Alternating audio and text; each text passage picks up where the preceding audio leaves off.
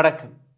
RSS, BJP, Amit Shah, Narendra Modi இவர்களுடைய ரத்தத்தில் ஊறிய ஒரே வார்த்தை அடக்குமுறை, அராஜகம், டிக்டேட்டர்ஷிப், சர்வாதிகாரம். நேற்றிலிருந்து உங்களுடைய டிவி ஸ்கிரீனில், மொபைல் ஸ்கிரீனில் வரக்கூடிய ஒவ்வொரு காட்சியையும் அலசி பாருங்கள். உங்களுக்கு புரிய வரும் எந்த அளவில் இந்த கூட்டம் இந்த நாட்டு இளைஞர்களை நசுக்கி கொள்ளக்கூடிய வேலையை பார்த்திருக்கிறது. யார் கொடுத்த உத்தரவு அது? டெல்லி போலீஸிற்கு எப்படி இந்த தைரியம் வந்தது? இவர்கள் தீவிரவாதிகளா? அல்ல டெல்லி போலீஸ் அமைதியான போராட்டத்தை சீர்குலைப்பதற்கான ஏற்கனவே திட்டத்தை போட்டு விட்டார்களா? முந்தானேத்து இரவிலிருந்து அங்க நடக்கூடிய பல்வேறு விஷயங்களை நாங்கள் எடுத்து வைத்திருக்கிறோம். முந்தானேத்து ஈவினிங் ஒரு உடைக்கப்பட்ட வாகனத்தை கொண்டு போய் வைத்த போதே இந்த கலவரம் நிச்சயமாக இங்கே நடக்கும் என்கிற அந்த விஷயம் எங்களுக்கு புரிந்தது. ஒரு ட்ரக் நிறைந்த கற்களை கொண்டு வந்து சேர்த்த போதே இந்த இடத்தில் கலவரம் வெடிக்கும் என்று நாங்கள் பார்த்தோம். ஆனால் நேற்று அங்கிருந்து வந்த காட்சிகளை நீங்கள் பார்த்தீர்கள்னா, ஒரு சில நபர்கள் மண்டை உடைஞ்சு அப்படியே ரத்தம் விழுகிறதை நீங்கள் பார்த்தீர்கள். பேரிகேட்ஸ் உடைவதை நீங்கள் பார்த்தீர்கள். 4 புறமும் மக்கள் கத்தி கூச்சல் போட்டு கொண்டிருந்தார்கள். அந்த அளவில் தடியடி நடந்து கொண்டிருந்தது. ஒரு சில நபர்கள் கையெடுத்து கெஞ்சி கூத்தாடும் போது கூட போலீசார்கள் ஈவு இறக்கம் காட்டாமல் அவர்களை அடித்ததை நீங்கள் பார்த்தீர்கள். மக்கள் ஓட்டம் பிடித்ததை நீங்கள் பார்த்தீர்கள். அதே நேரத்தில் தாங்க முடியாமல் மக்கள் கையில் இருந்த பாட்டில் கற்களை போலீஸ் மீது எரிஞ்சதையும் நீங்கள் பார்த்தீர்கள். கண்ணீர் புகை குண்டுகள் மக்களுடைய உயிரை பிரிக்கும்படி விழுந்ததையும் நீங்கள் பார்த்தீர்கள். வாட்டர் கேனன் அதையும் நீங்கள் பார்த்தீர்கள். பார்லிமெண்ட் போகக்கூடிய ரோடு, அங்கதான் இந்த அனைத்துமே நடந்தது. சர்ஃபரோஷி கி தமன்னா அப் ஹமாரே தில் மே ஹை, தேக்னா ஹை ஜோர் கித்னா பாசுவே காத்தில் மே ஹை. ராம் பிரசாத் பிஸ்மில் அவர்களுடைய இந்த கவிதை. இந்த நாட்டிற்கு சுதந்திரம் கிடைக்கும் போது பல நபர்கள் இது போன்ற கவிதைகள், ஷாயரி, பாடல்களை வைத்து இந்த நாட்டு இளைஞர்களை, மக்களை ஒன்று திரட்டக்கூடிய வேலையை பார்த்தார்கள். அதில் ஒருவன் நபர்தான் ராம் பிரசாத் பிஸ்மில். பிறவியால் ஹிந்து, ஆனால் தன்னுடைய பேருக்கு பின்னாடி பிஸ்மில் என்கிற வார்த்தையை சேர்த்து கொண்டு ஹிந்து முஸ்லிம் என்கிற இந்த ஒற்றுமை எடுத்துக்காட்டக்கூடிய இந்த நபர். இந்த கலவரத்தில் பல வீடியோக்கள் எங்களுடைய கண்முன் வந்திருக்கிறது. எல்லாத்தையும் ஒவ்வொன்றாக நான் போட்டு காட்டப் போகிறேன். இந்த கலவரத்தில் நீங்கள் பார்த்தீர்கள்னா, மிக முக்கியமாக ஒரு சில கலவரக்காரர்கள் எப்படி அவர்கள் கையில் இந்த தடி போனது, எப்படி அவர்கள், அதாவது ஆர்எஸ்எஸ், பிஜேபியுடைய குண்டர்களா இவர்கள் என்கிற அந்த கேள்வி. சிவில் யூனிஃபார்ம்ல காலில் செருப்பு போட்டுக்கொண்டு போலீசாருடைய அந்த லட்டி எடுத்துக்கொண்டு மாணவர்கள் மீது தடியடி நடத்தக்கூடிய இந்த நபர்கள் யார்? இவர்களுக்கு யார் அந்த அதிகாரத்தை கொடுத்தது? அப்போ திட்டமிட்டு தானே இது எல்லாம் நடந்திருக்கிறது. அமைதியான முறையில் தானே இந்த மாணவர்கள் போராடி கொண்டிருந்தார்கள், நடந்து போய் கொண்டிருந்தார்கள். அப்ப இந்த குண்டர்கள் யார் என்கிற கேள்வி வருமா வராதா? எப்படி இந்த குண்டர்கள் அங்க எப்படி காலை 6:30 மணிக்கு ஒரு ட்ரக் நிறைஞ்ச அந்த கற்கள் வந்து சேர்ந்தது? மாணவர்கள் கற்களை வைத்து அடித்தார்களா? போலீஸ் மீது தாக்குதல் நடந்ததா? ஆனால் அந்த இடத்துல கற்கள் எப்படி வந்தது? இந்த ட்ரக்குடைய அர்த்தம் என்ன? உங்களோட டிவி ஸ்கிரீன்ல அந்த ட்ரக்கை நீங்க பார்க்கிறீர்கள். அதற்கான அர்த்தம் என்ன? ஒரு நாள் முன்னாடியே அங்க உடைஞ்ச ஒரு வாகனத்தை கொண்டு வந்து போட்டிருக்காங்க. நேற்றும் ஒரு சில வாகனங்கள் இடிக்கப்பட்டது, அடிக்கப்பட்டது, நொறுக்கப்பட்டது. ஆனால் எப்படி இந்த வாகனம் ஒரு நாள் முன்னாடி அங்க வந்தது? எப்படி இந்த கற்கள் நிறைந்த அந்த ட்ரக் அங்க, டம்பர் அங்க ஒரு நாள் முன்னாடியே வந்தது? இந்த குண்டர்கள் யார்? இந்த ரவுடிகள் யார்? போலீஸ் நாங்க ரொம்பவே அமைதியான முறையில் இந்த போராட்டத்தை நடக்க வைத்து பார்த்தோம். ஆனால் அங்கிருந்து ஒரு சில மாணவர்கள் அவர்களை அடக்க முடியவில்லை. ஆனால் அதே இடத்துல இந்த ஆர்ஏஎஃப், இந்த கமாண்டர்ஸ்களுடைய இந்த சட்டையை பாருங்கள், ஒரு நபருடைய பெயர் கூட இல்லை. பேர் பலகை இல்லாமல் போலீசார்கள் அந்த இடத்துல எப்படி வந்தார்கள்? முதல் கேள்வி. நீங்க எப்படி இந்த நாட்டு மாணவர்கள் மீது கை வைக்க முடியும்? எப்படி இந்த நாட்டு மாணவர்கள் மீது இந்த அளவில் நீங்க தடியடி நடத்த முடியும் என்று நீங்க பார்த்தீர்கள்னா, இந்த நாட்டை ஆளக்கூடிய ஒரு அரசாங்கம், நரேந்திர மோடி அண்ட் அமித்ஷா, பிஜேபியுடைய அந்த அரசியல் களத்தை நீங்க பார்த்தீர்கள்னா ஒரு கலவரத்தால் தான் ஒரு கலவரத்தை வைத்து உருவாக்கிய ஒரு அரசியல் கட்சி தான் பிஜேபி. ஆர்எஸ்எஸ் அதற்கு பக்கபலமாக இருந்தது.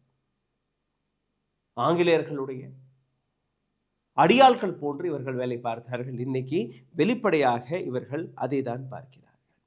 குஜராத் ரைட்ஸ் 2002ஆம் ஆண்டு அதற்கான ஒரு மிகப்பெரிய உதாரணம். எப்படி டெல்லி போலீஸ் நேற்று ஃபெயில் ஆனது என்று நீங்க பார்த்தீர்கள்னா, அவர்களுடைய இன்டெலிஜென்ஸ் டிபார்ட்மெண்ட் எப்படி ஃபெயில் ஆனது நீங்க பார்த்தீர்கள்னா, மாணவர்கள் வரும்போது அவர்களால் அசஸ் கூட பண்ண முடியவில்லை. இந்த அளவில் மாணவர்கள் வருவார்கள். அப்போ ஒரு ரைட்ஸை கண்ட்ரோல் செய்வதற்காக தடியடி மட்டும் தானா? வேற வழி இல்லையா? எங்க உங்களுடைய இன்டெலிஜென்ஸ் டிபார்ட்மெண்ட் ஃபெயில் ஆனது? கண்ட்ரோல் தடியடியாக, லாட்டி சார்ஜாக எப்படி மாறியது என்கிற இந்த கேள்வி. அப்போ உங்களால் ஒரு ரைட்டை உருவாக்க முடியும், ஆனால் ஒரு மாணவ போராட்டத்தை அதற்கான பிளாட்ஃபார்மை தயாரித்து கொடுக்க முடியும். அமைதியான முறையில் போய்கொண்டிருந்த இந்த மாணவர்கள், டெல்லி போலீஸ் அங்க வந்து சேர்ந்த மாணவர்களை கண்ட்ரோல் செய்ய முடியவில்லை. ஐரனியை நீங்க பாருங்கள். நரேந்திர மோடி அவர்கள் நேற்று இந்த பார்லிமெண்ட் செஷன் கூடுவதற்கு முன்பு ஒரு உரையை கொடுத்தார். ஒரு வார்த்தை சோனம் வாங்சுவை பற்றி, ஒரு வார்த்தை காக்ரோச் ஜனதா பார்ட்டியை பற்றி, அல்ல ஒரு வார்த்தை இந்த போராட்டத்தை பற்றி அவர் பேசியிருந்தால் கூட பல்வேறு விஷயங்கள் சரியாக இருக்கும். அப்போ இந்த பிளான் இன்னைக்கு நேற்று அல்ல, ஏற்கனவே போடப்பட்ட பிளானாக தான் இருந்தது. இப்போ ஒவ்வொன்றாக உங்களுக்கு நான் ஒரு சில வீடியோக்களை எடுத்துக்காட்ட போகிறேன். பாருங்கள், உங்களுக்கு புரிய வரும் எந்த அளவில் இந்த நாட்டு அரசாங்கம் நேற்று வேலை பார்த்தது என்று. நேற்று டெல்லி ரைட்டை முடித்து விட்டதாக கூறுகிறார்கள். ஆனால் இன்னைக்கும் டெல்லியின் ஜந்தர் மந்தரில் ஆயிரக்கணக்கான மாணவர்கள், ஆயிரக்கணக்கான போராட்டக்காரர்கள் அங்கே களத்தில் இருக்கிறார்கள். இன்னைக்கும் அங்கே மீடியா பார்க்க முடியவில்லை. மெயின் ஸ்ட்ரீம் மீடியா மாயமாக தான் இருக்கிறது. ஆனால் ஒரு நெரேட்டிவ் செட் செய்யப்படும். யார் இந்த களத்திற்கு வரவில்லையோ, யார் இதை பற்றி பேசவில்லையோ, அவர்கள் இனி பேச தொடங்குவார்கள். ஏன்னா ஒரு நெரேட்டிவ் செட் செய்யணுமா இல்லையா? நரேந்திர மோடியை ஹீரோவாகவும் இந்த மாணவர்களை வில்லனாகவும் காட்டணுமா இல்லையா? அதற்காக தான் நாங்கள் இருக்கிறோம். இரவு பகல் பாராமல் கண் விழித்து கொண்டு ஒவ்வொரு விஷயத்தையும் சேகரித்து உங்களுக்கு நாங்கள் கொண்டு வந்து சேர்க்கக்கூடிய வேலையை பார்க்கிறோம். இதற்கு பின்னாடி இருக்கக்கூடிய அர்த்தம் என்ன? கோதி மீடியா உங்களை ஏமாற்ற வரும்போது நீங்கள் இந்த வீடியோவை எடுத்து காட்டலாம், இதுதான் இங்கே நடந்தது. இந்த வீடியோவை பாருங்கள். என்னுடைய நண்பர் சௌரப் சுக்லா எடுத்த இந்த வீடியோ. ஒரு தனியாக அமைதியாக எந்த விதமான ஆயுதமும் இல்லாமல் அந்த இடத்திற்கு வந்த ஒரு நபர், ஒரு இளைஞர், இரவு நைட் டியூட்டி பார்த்து கொண்டு பகல்ல இந்த போராட்டத்தில் கலந்து கொள்வதற்காக வருகிறார். சுற்றி வளைத்து போலீசார்கள் அவரை எப்படி அடித்தார்கள் என்று நீங்க பாருங்கள். அசுதோஷ் ராங்காவுடைய இந்த வீடியோ. உங்களுக்கு நாங்கள் ஒரு ப்ராமிஸ் கொடுத்தோம். தர்மேந்திர பிரதானுடைய ரெசிக்னேஷன் கிடைக்காத வரை நாங்கள் இங்கிருந்து நகர மாட்டோம். மறுபடியும் நாங்கள் ஜந்தர் மந்தருக்கு வந்து விட்டோம். இந்த போராட்டம் தொடங்குகிறது. அவருடைய வீடியோவை நீங்களே கேளுங்கள். हम लोगों ने 20 जून को आप लोगों से एक वादा किया था, जंतर मंतर से नहीं हटेंगे तब तक धर्मेंद्र प्रधान इस्तीफा नहीं दे देता। हम लोग फिर से जंतर मंतर पर पहुंच चुके हैं। पुलिस ने सब कुछ तहस तहस कर दिया है। आज हमारे बच्चों को इस तरह से मारा है ना, इतनी बदतमीजी की है, लेकिन दिल्ली पुलिस और केंद्र सरकार सुन ले, हम हिलने वाले नहीं है, हम डरने वाले नहीं है। वापस आ गए जंतर मंतर और तब तक नहीं हिलेंगे जब तक धर्मेंद्र प्रधान इस्तीफा नहीं दे देता।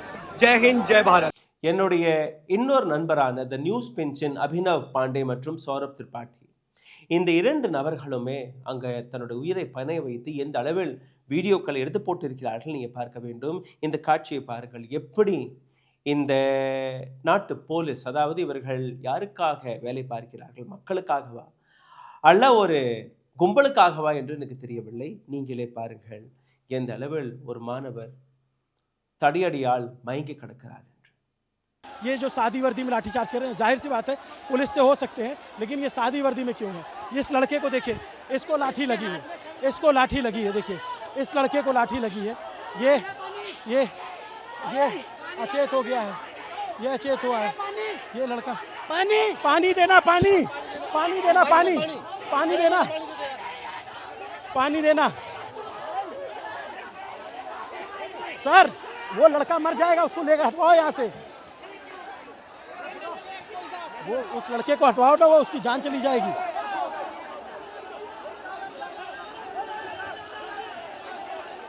पुलिस अब अंदर जाकर के लाठीचार्ज कर रही है, अंदर जाकर के पुलिस लाठीचार्ज कर रही है। यहाँ अंदर जाकर के बहुत बेतहाशा यहाँ लाठीचार्ज हो रहा है। अंदर चल के पुलिस, ये कैंपस बिल्डिंग है, यहाँ पर देखिए जो पेड़ों पे लोग चढ़े हैं उनके ऊपर लाठीचार्ज हो रहा है। इधर चौतरफा लाठीचार्ज, हर तरफ से देखेंगे आप उधर, यहाँ लाठीचार्ज हो रहा है। पुलिस जो है खदेड़ रही है, सबको खदेड़ रही है, पुलिस सबको बाहर ले जा रही है, इस कैंपस को खाली करा रही है। இன்னொரு வீடியோ எடுத்து காட்டுகிறேன். 14 வயது ஒரு சிறுமி.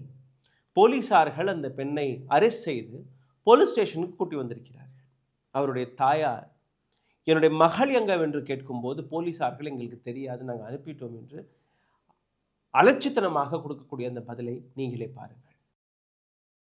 ये देख लीजिए, पुलिस वालों ने एक छोटे बच्चे को अरेस्ट किया था और अब बच्चे को पता नहीं कहाँ पे भेज दिया। हमें नहीं पता कि ये लोग पुलिस के भेस में कोई गुंडे हैं क्या है, और ये बता नहीं रहे कि वो बच्चा कहाँ पर है, और कह रहे बच्चे को घर भेज दिया।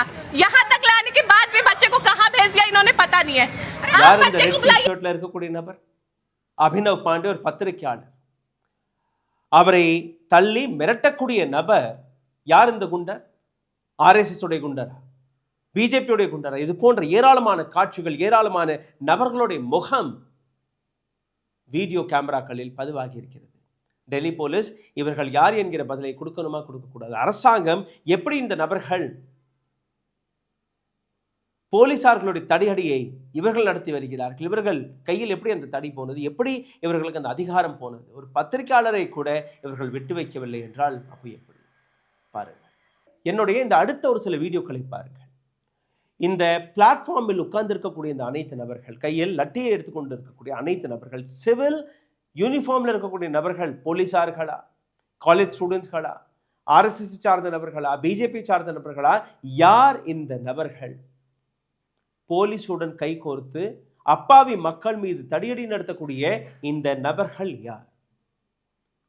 எப்படி இந்த கலவரத்திற்காக கற்கள் கொண்டு வரப்பட்டது?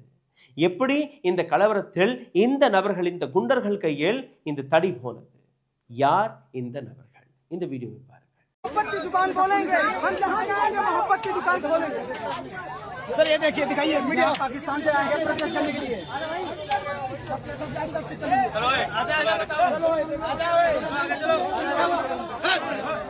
ये देखो,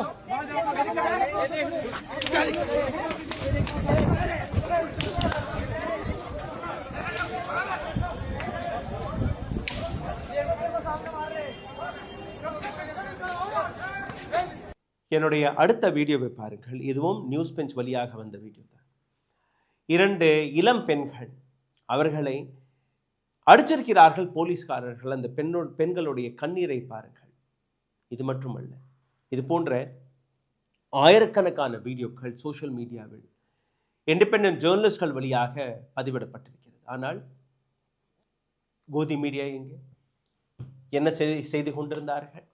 இனி அவர்களுடைய நெரட்டிவ், பணத்திற்காக கூலி வேலை பார்க்கக்கூடிய வேலை இனி தொடங்கிவிட்டது. ஐடியாலஜிக்கலாக ஒரு அரசியல் கட்சி பிறந்திருக்கிறது, ஆர்எஸ்எஸ், பிஜேபி, ஹிந்துத்துவவாதிகள். கடந்த 12 ஆண்டுகளாக எத்தனை கலவரங்களை நாம் பார்த்தோம். 2002ஆம் ஆண்டு எப்படி குஜராத் கலவரத்தில் மெஜாரிட்டி இஸ்லாமியர்கள் கொல்லப்பட்டார்கள், 1000க்கும் மேற்பட்ட இஸ்லாமியர்கள் கொல்லப்பட்டார்கள். அதற்கு முன்பு நேஷ்னல் பாலிடிக்ஸில் இதே அமைப்பு வந்த உடனேயே கவ் விஜிலன்ஸ்ங்கிற பேரில், கம்யூனல் இன்சிடென்ட்ஸ்கிற பேரில், போலரைசேஷன் என்கிற பேரில், கவ் விஜிலன்ஸ் என்கிற பேரில், கம்யூனல் ரைட்ஸ் என்கிற பேரில் கிரிட்டிக்கல் எவாலுவேஷன் நடந்திருக்கிறது. இந்த விஷயத்தில் நீங்கள் பார்த்தீர்கள், இந்த அரசாங்கம் புல்டோசர் ஆக்ஷன்ல இருந்து தொடங்கி ஆங்காங்கே ஹிந்து முஸ்லிம் என்கிற பேரில் மக்களை அடித்து கொள்ளக்கூடிய வேலையை பார்த்திருக்கிறார்கள். ஆனால் அரசாங்கம் கண்டுகொள்ளாமல் இருக்கிறது. இதற்கு மேல் என்ன? விவசாய போராட்டத்தை நாம் பார்த்தோம், பெண்கள் மீது நடந்த அத்துமீறலை நாம் பார்த்தோம். இப்போ இந்த மாணவர்கள், இவர்களுடைய இந்த நிலையும் நீங்கள் பார்த்தீர்கள். இந்த அளவில் ரயட்ஸ் கலாச்சாரம் இந்த நாட்டில் உருவாகிவிட்டது என்று. இனி ஒரு ரிப்போர்ட் தயாரிக்கப்படும். பல ஆயிரம் நபர்கள் மீது வழக்குகள் பாயும். இதுதான் நரேந்திர மோடியுடைய அடக்குமுறை முறை. குஜராத்ல இருந்து கற்றுக்கொண்டு ஒரு குஜராத்தி கும்பல் இந்த நாட்டு இளைஞர்களை கொல்ல பார்க்கிறார்கள். நாம் அமைதியாக இருக்கிறோம். சிந்தித்து பாருங்கள். நன்றி, வணக்கம். ஓ, அப்ப அந்த மிஸ்டர் அண்ட் மிஸ்ஸஸ் பெர்ஃபெக்ட் உண்மையிலேயே வர்த். நரம்பு தளர்ச்சியிலிருந்து விடுபட்டு உடம்பு ஒரு புது வீரியம் பெற மா நேச்சுரல்ஸோட மிஸ்டர் பர்ஃபெக்ட்டை யூஸ் பண்ணுங்க.